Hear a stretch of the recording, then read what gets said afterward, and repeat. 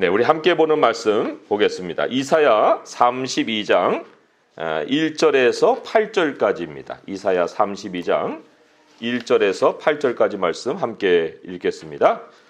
보라, 장차 한 왕이 공의로 통치할 것이요 방백들이 정의로 다스릴 것이며 또 그 사람은 광풍을 피하는 곳, 폭우를 가리는 곳 같을 것이며 마른 땅의 냇물 같을 것이며 곤비한 땅의 큰 바위건을 같으리니 보는 자의 눈이 감기지 아니할 것이요 듣는 자가 귀를 기울일 것이며 조급한 자의 마음이 지식을 깨닫고 어눌한 자의 혀가 민첩하여 말을 분명히 할 것이라. 어리석은 자를 다시 존귀하다 부르지 아니하겠고 우둔한 자를 다시 존귀하라 말하지 아니하리니 이는 어리석은 자는 어리석은 것을 말하며 그 마음에 불의를 품어 간사를 행하며 패역한 말로 여호와를 거스리며 줄인 자의 속을 비게 하며 목마른 자에게 마실 것을 없어지게 함이며 악한 자는 그 그릇이 악하여 악한 계획을 세워 거짓말로 가련한 자를 멸하며 가난한 자가 말을 바르게 할지라도 그리함이거니와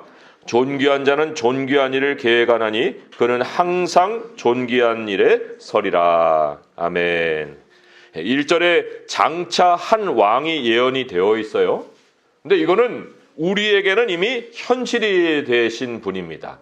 예수 그리스도가 우리를 지금 통치하고 계십니다. 예수님이 우리에게 영으로 찾아오셔서 지금 우리 가운데서 우리를 다스리고 계십니다.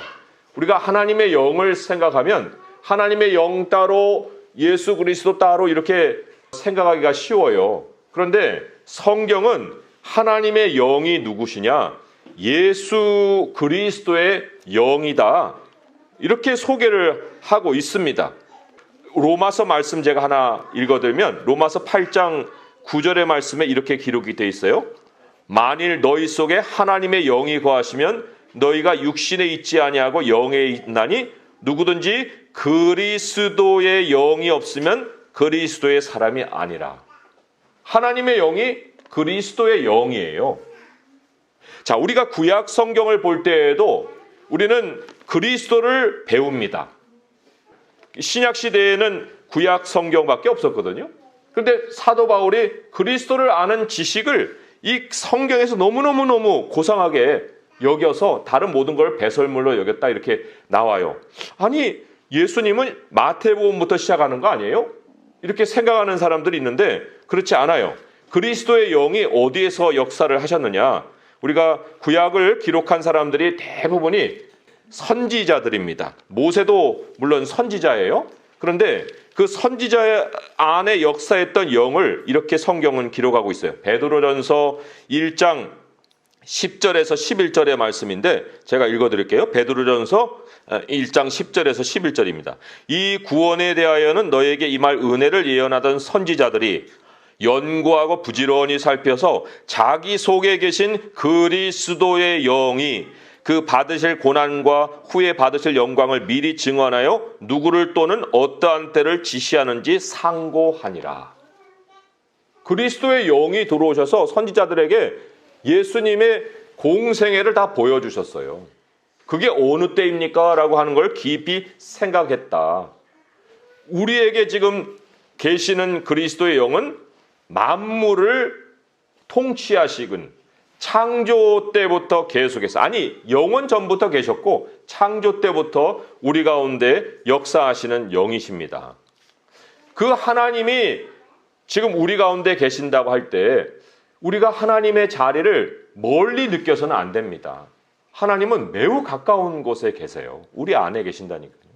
또 영을 생각하면 영이 뭐 이렇게 물질 세계에 무슨 영향을 미치겠어? 그렇지만 창세 기록을 보게 되면 하나님의 영이 수면에 운행하시니라.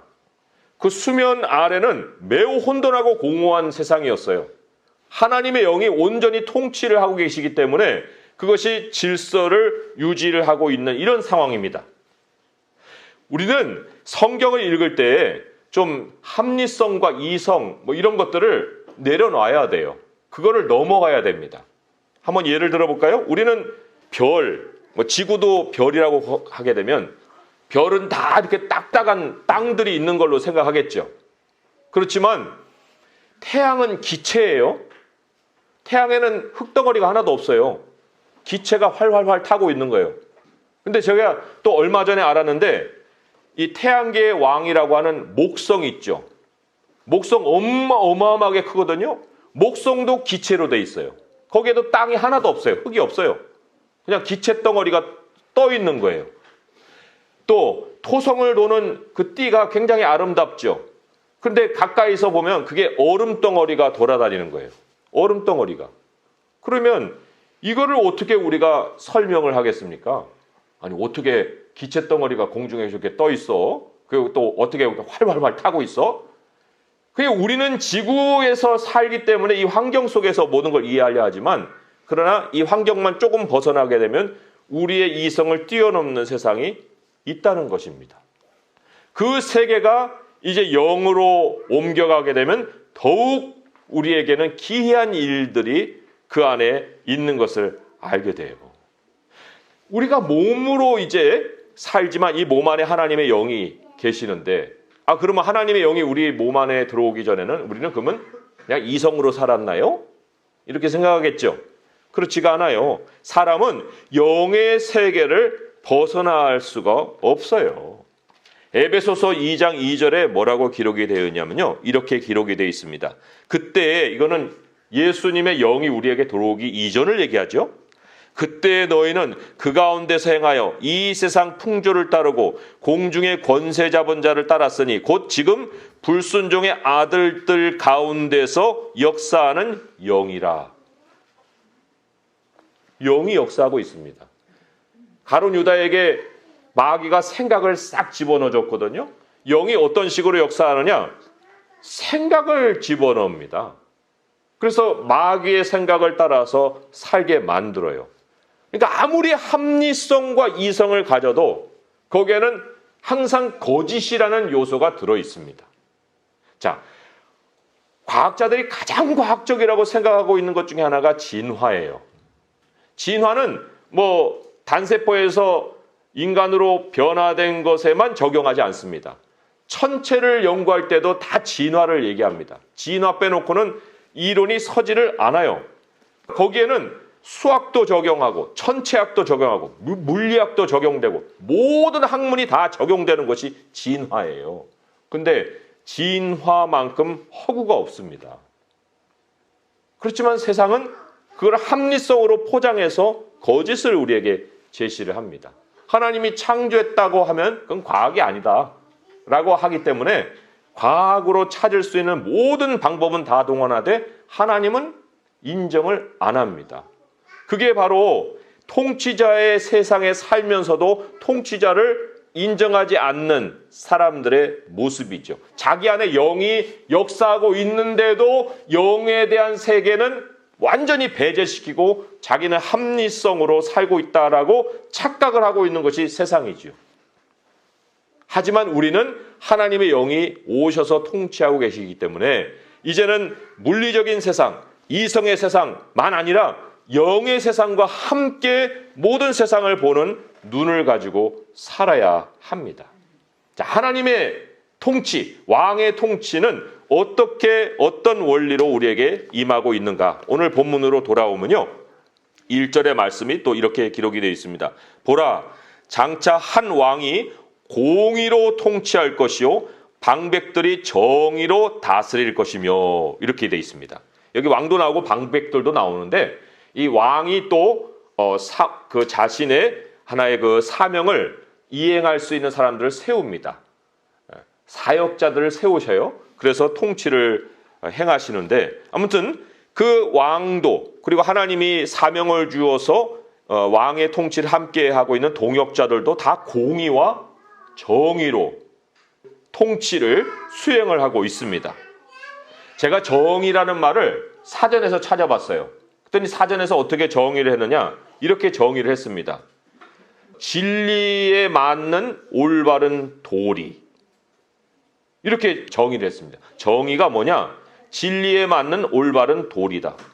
그러면 야, 정말 대단하다. 아니, 세상 사전에 진리라는 말이 나오네. 그러면 이 사람들은 진리가 정말 진리라는 걸 알고서 진리라는 얘기를 할까? 진리를 정의도 못하면서 정의도 안 된 진리를 가지고 어떻게 정의를 실현을 해요? 그게 말이 안 되는 건데 말은 또 진리라는 말을 사용을 한단 말이에요. 참 이런 걸 보게 되면 깜빡 속을 수가 있어요. 자, 공의와 정의는 하나님의 영에서 출발합니다. 하나님의 영에서 출발을 하는 정의가 아닌 것은 정의가 아니죠. 이것을 어디서 확인할 수 있느냐? 이사야 11장 말씀으로 한번 가보세요. 오늘 이제 이사야를 펼쳐놓으셨으니까 이사야 11장 금방 가실 수 있어요. 이사야 11장 2절에서 4절까지의 말씀인데 4절에는 공의가 실행되고 있는 아주 현실을 얘기하고 있지만 그거보다 훨씬 선행되는 것이 있어야 되는 걸 가르치는 거예요. 11장 2절에서 4절의 말씀을 읽어보겠습니다. 시작. 그의 위에 여호와의 영, 곧 지혜와 총명의 영이요 모략과 재능의 영이요 지식과 여호와를 경외하는 영이 강림하시리니 그가 여호와를 경외함으로 즐거움을 삼을 것이며 그의 눈에 보이는 대로 심판하지 아니하며 그의 귀에 들리는 대로 판단하지 아니하며 공의로 가난한 자를 심판하며 정직으로 세상의 겸손한 자를 판단할 것이며 그의 입에 막대기로 세상을 치며 그의 입술의 기운으로 악인을 죽일 것이며 거기까지 읽습니다. 보면은 하나님의 영이 먼저 임하여서 여기 그의 위라는 거는 예수 그리스도를 말씀을 하는 거예요. 그 예수님이 영으로 가득해서 그것으로 이제 공의를 하고 있습니다. 여기 보면 영의 특징이 매우 지성적입니다. 영은 막 무슨 현상인 것 같아요. 벌벌벌 떨고 뭐 그래야 될 것 같은데 아니에요. 매우 이성적이고 지성적이고 함지적입니다. 왜요? 지혜와 총명의 영이라고 했거든요. 모략과 재능의 영이라고 했거든요. 또 지식의 영이라고 했어요. 그런데 마지막 클라이막스가 뭐냐면 여호와를 경외하는 영이라고도 얘기를 했습니다. 이게 정말 하나님이 우리에게 가르치시는 바 영의 특징이고 또 공의의 특징이에요. 여호와를 경외한다는 것은 하나님의 존재를 인정한다는 거예요. 하나님을 우선한다는 겁니다. 하나님의 뜻에 순종한다는 것입니다. 그러니까 하나님이 주시는 지혜에는 무엇이 전제되어 있냐면 하나님이 계신다 라는 생각이 전제가 되어 있습니다. 하나님의 영이 없는 사람에게 전제되는 것은 뭐예요? 하나님이 없다라는 거예요. 그러니까 하나님의 영이 있고 없고의 큰 차이를 만드는 것이 바로 하나님의 영인데 생각의 세계가 완전히 다르다는 겁니다. 하나님의 영을 갖기 전과 가진 후에 생각의 세계가 완전히 다르다. 아까 제가 읽은 것이 로마서 8장이었어요. 거기에 그리스도의 영에 대해서 제가 소개를 해드렸잖아요. 거기에서 몇 구절만 더 읽어드리면 로마서 8장 5절에서 7절 말씀이 이렇게 기록이 되어 있습니다. 육신을 따르는 자는 육신의 일을, 영을 따르는 자는 영의 일을 생각하나니 육신의 생각은 사망이요 영의 생각은 생명과 평안이니라. 육신의 생각은 하나님과 원수가 되나니 이는 하나님의 법에 굴복하지 않을 뿐 아니라 할 수도 없음이라. 육신의 생각은 하나님과 원수가 된다는 것은 하나님 생각 안 하고 산다는 거예요. 아니 생각할 수도 없다고 얘기하고 있습니다. 그렇죠. 하나님의 영이 아니고서는 하나님을 우리가 주님으로 부를 수가 없고 또 인식도 가질 수가 없는 거예요. 우리 성도님들 이제 자신의 모습을 보세요. 하나님의 영이 내게 들어와서 내게 어떤 변화가 생겼을까? 어떤 근본적인 변화가 우리 왕의 통치가 실행되고 있는 내 몸 안에 일어나고 있는 것일까? 그걸 오늘 이제 본문을 통해서 우리가 크게 두 가지로 확인을 할 겁니다. 그거를 우리가 확인을 하면서 야, 이거로 인해서 나의 삶에는 정말 생명과 평안이 역사하겠구나. 이거를 확신할 수가 있어요. 우리에게 임하는 첫 번째 변화, 옛날과 지금이 달라지는 첫 번째 변화는 외적인 변화입니다. 자, 2절의 말씀으로 오늘 돌아옵니다. 32장, 이사야 32장 2절의 말씀 같이 한번 읽어볼게요. 시작. 또 그 사람은 광풍을 피하는 곳, 폭우를 가리는 곳 같을 것이며 마른 땅의 냇물 같을 것이며 곤비한 땅의 큰 바위근을 같으리니. 자, 왕이 우리에게 오셔서 인프라를 먼저 만드십니다. 인프라스트럭처라고 하죠. 기반 시설을 만드시는 거예요. 통치 영역을 딱 한정시켜서 그 안에 하나님의 백성을 두시는 겁니다. 이 기반 시설이 뭐냐면 광풍과 폭우를 피하는 장소를 마련해 주십니다. 광풍과 폭우는 예측 불허의 재앙을 얘기하는 겁니다. 우리에게 굉장히 위협이 되는, 굉장히 우리의 마음을 근심하게 만드는 그러한 모든 사건들이 바로 광풍과 폭우를 상징하는 거예요. 근데 하나님이 보호벽을 딱 세워주신다는 겁니다. 구획이 나눠지는 거예요. 애굽 땅과 고센 땅이 나뉘어서 그 열 재앙이 애굽 땅에만 있고 고센 땅에 없었던 것처럼, 고센 땅에는 파리도 없고 우박도 내리지 않았고 장자의 죽음이 임할 때에 고센 땅에는 울음이 없었어요. 이런 것처럼 하나님이 우리의 울타리를 먼저 쳐주시는 겁니다. 통치가 임할 때에 먼저 그런 기반 시설이 생기는 거예요. 그 구획 안에서는 또 어떤 것이냐. 그러니까 구획을 딱 보호벽을 만들어 놓은 다음에 구획 안에는 뭐가 있느냐면 냇물이 있고 큰 바위 그늘이 있어요. 환경은 마른 땅이고 곤비한 땅이에요. 아, 그렇죠. 뭐 인프라스트럭처가 생겼다고 해서 우리가 공중으로 올라가고 무슨 스페이스 쉽에서 삽니까? 그렇지 않잖아요. 여전히 땅에서 살죠. 그리고 땅의 삶은 항상 마르고 건조한 땅이에요. 그런데 여기에 냇물이 있고 큰 바위 그늘이 있다. 굉장히 기이한 공급이 우리 하나님의 백성들 안에 제공이 되는 거예요. 이게 왕의 통치가 만들어 놓은 기반 시설입니다.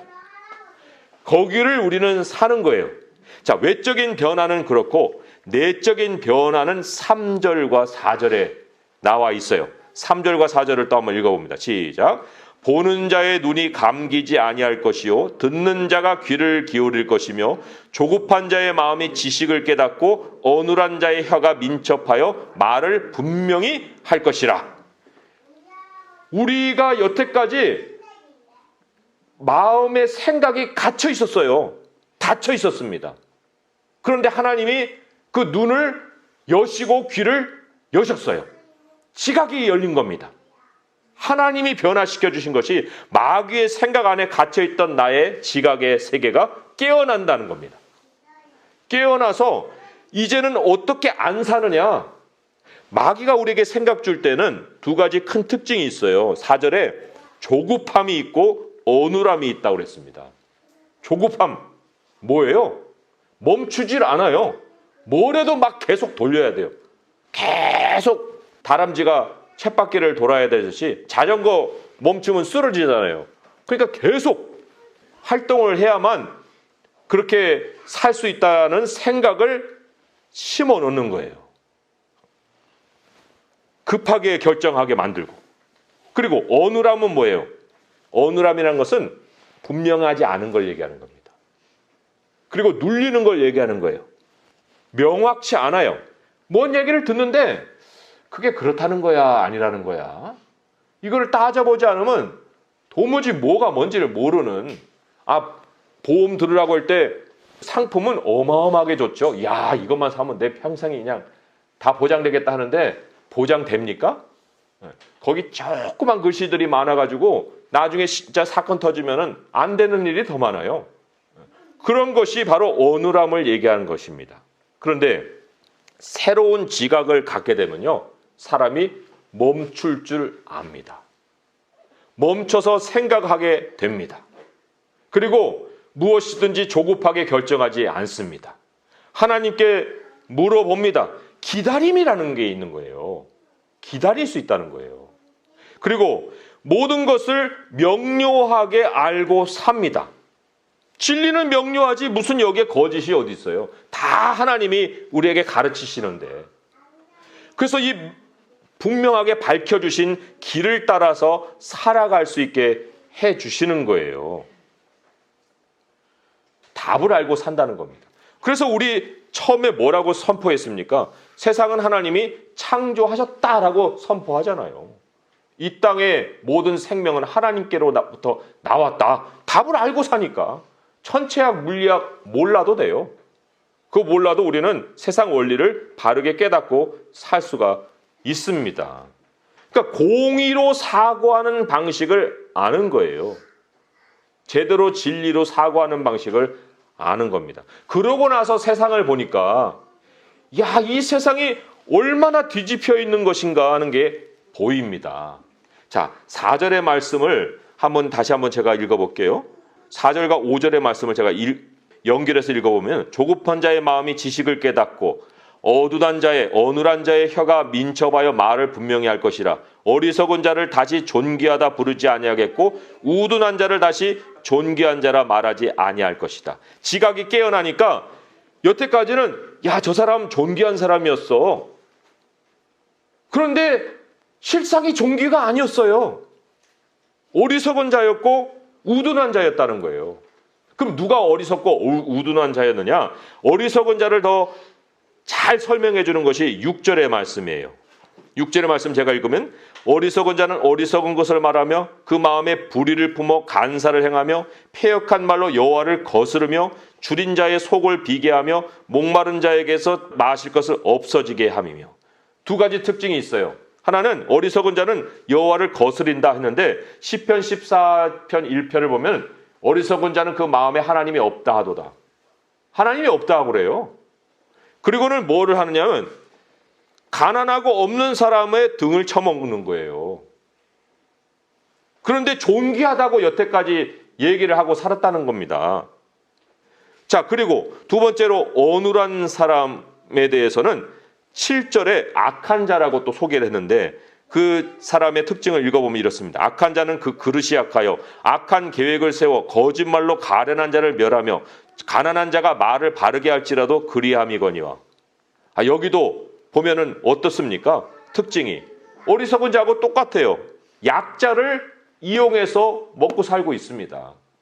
존귀하다고 생각을 했는데 하나님 밖에서 계획을 하고 바벨탑을 세우는 것과도 같죠? 자기 성을 쌓고 그 자기 성을 쌓는 재료를 어디서 조달하느냐? 가난한 사람들, 가련한 사람들을 통해서 조달을 한다는 겁니다. 참 이거를 볼 때 세상을 우리가 다시 한번 보게 됩니다. 야, 정말 돈 많아서 좋겠다. 야, 저 높은 자리에 올라가서 얼마나 좋을까. 그 좋은 것은 한 면만 보는 거고요. 그리고는 그 높은 자리, 그 돈 많은 자리에 올라가서 무슨 짓을 하고 살고 있는가를 보게 되면 아예 모르는 게 날 뻔해 일들이 많아요. 하나님의 말씀이 이렇다 하는 것을 그냥 알고만 살아도 그 사람들의 현실은 뻔하게 보이는 것입니다. 예수님이 오셔서 우리의 보호장치가 되주시고 안에서 기이한 일들을 행해 주신다는데 이들은 그렇게 보호장치가 돼야 될 권한도 갖고 책임도 맡은 사람들이 방패가 되기는커녕 그 안에 있는 그 사람들의 피를 빨아먹고 살고 있다는 거예요. 이런 사람들을 우리가 존귀한 사람이라고 얘기를 해야겠습니까? 왕의 세상에서는 새 질서가 생깁니다. 그리고 하나님은 하나님이 세우신 사람들을 통해서 그렇게 불의가 만연한 세상임에도 불구하고 이 땅을 다시 질서 있게 세워가시는 거예요. 우리의 영향력이라는 것은 대단한 것입니다. 우리가 무슨 압력단체가 되어서야만 되는 게 아니라 그리스도인들이 세상에 이렇게 흩뿌려져서 조금씩 이렇게 이곳 저곳에 흩뿌려져서 소금으로만 역할을 해도 소금 많이 넣으면 못 먹어요. 된장찌개에다 소금 한 숟가락 퍼넣으면 못 먹어요. 그거 그냥 몇 개 이렇게 뿌려야만 된장이 맛있죠. 바로 그리스도인들이 가서 그냥 맛을 보여주는 정도만 해도 그 사람들이 깨어나고 거기에서 질서 있는 삶을 산다는 겁니다. 그래서 존귀한 일에 대해서 다시 한번 우리가 정의를 내려야 돼요. 8절의 말씀을 우리 같이 한번 읽어볼게요. 시작. 존귀한 자는 존귀한 일을 계획하나니 그는 항상 존귀한 일에 서리라. 자, 여기서 가르치고자 하는 존귀함이 어떤 뜻이었겠습니까? 땅의 존귀한 자라고 생각했던 그 사람들이 그렇게 존귀한 일을 하지 않고 있는 그 부분에 대해서 성경은 그게 존귀함의 반대야 라고 얘기를 하고 있는 건데, 그게 바로 연약한 사람들을 돕는 거예요.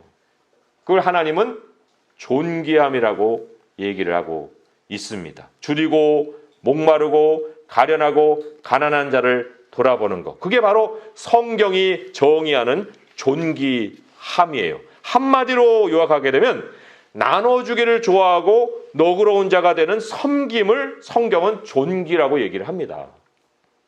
예수님이 십자가에서 뭘 했어요? 우리를 섬겼죠. 그리고는 섬김의 대가로 하나님이 예수님을 어떻게 하셨습니까? 존귀하게 높이셨죠.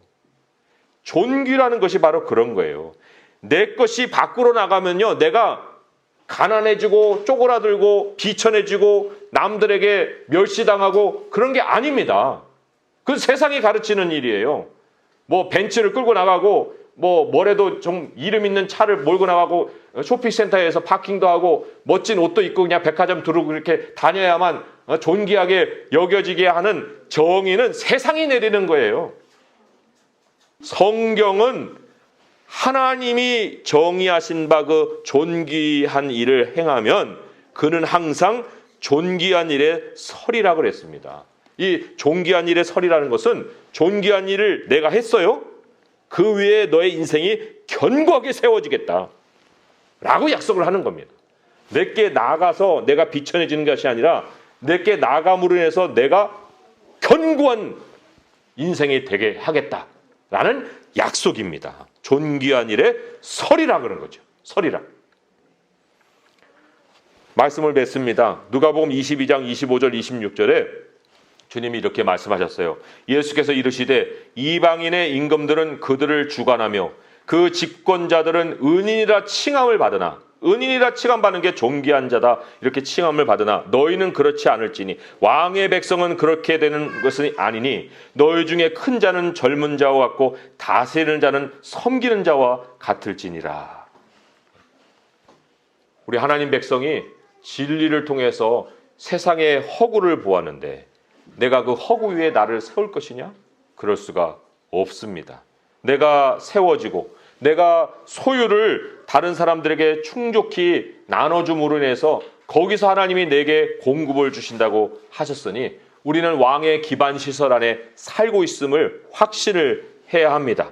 그리고는 왕이 내 방패고 귀한 일로 내 삶을 채워주신다 하니 내가 나눔의 일을 계획할 수가 있어요. 그 계획한 대로 다른 사람들 또한 섬기며 살아갈 수가 있습니다. 그 계획을 하고 살아가는 길에 하나님이 놀라운 길을 여십니다. 기이한 일을 행하시는 거예요. 하나님이 진정으로 이끌어 가시는 삶을 체험을 하게 된다는 겁니다. 우리가 그래서 우리 존귀하게 마련해 주신 이 자리에서 하나님이 우리를 존귀하게 높이실 계획을 가지고 우리를 그 자리에 두신 것을 기억하고 존귀한 일에 우리가 힘쓰는 교회가 되시길 바랍니다. 우리 교회가 정말 존귀한 일을 향하고 성도들이 존귀한 일을 함께 계획하고 그것을 실제로 실행할 수 있는 우리 교회를 세워서 그리스도의 영광을 세상에 나타낼 수 있는 우리 성도들 될 수 있기를 주님의 이름으로 축원드립니다. 기도하겠습니다. 하나님 아버지, 우리가 존귀를 얻는 것이 세상 명예를 얻고 또 지식의 최고조에 달하고 그래서 사람들 앞에 멋들어진 모습을 나타내는 것이 아닙니다. 우리 주님이 십자가에서 자신을 다 나누어 주신 것이 바로 존귀였고 영원한 존귀를 얻는 길이었습니다. 하나님, 우리는 하나님 앞에서 이러한 존귀한 자가 되었사온데 우리 안에 우리의 소유에 대한 탐심을 버리게 하시고 하나님을 또한 사랑하며 또 우리에게 연약한 자들을 붙여주신 사람들을 잘 돕고 살게 하여 주옵소서. 하나님, 우리 있는 곳에서 우리로 인해서 세상이 다른 삶이 있다는 것을 깨달아서 그들에게도 이제 하나님으로 나오고 하나님께 정말 하나님을 두려워할 수 있는 삶으로 변화되는 모습이 있게 하시고 원합니다. 하나님, 강남 새순교회를 축복하소서. 이 강남 새순교회는 존귀한 자들이 있습니다. 하나님, 우리가 함께 존귀한 일을 계획할 것입니다. 우리가 존귀한 일을 실행할 것입니다. 우리 교회가 있음으로 인해서 이 동네가 변하게 하시고 이 험악한 세상의 어둠이 물러가는 역사가 있게 하여 주시옵소서. 모든 간구 예수 그리스도 이름으로 감사하며 기도합니다. 아멘.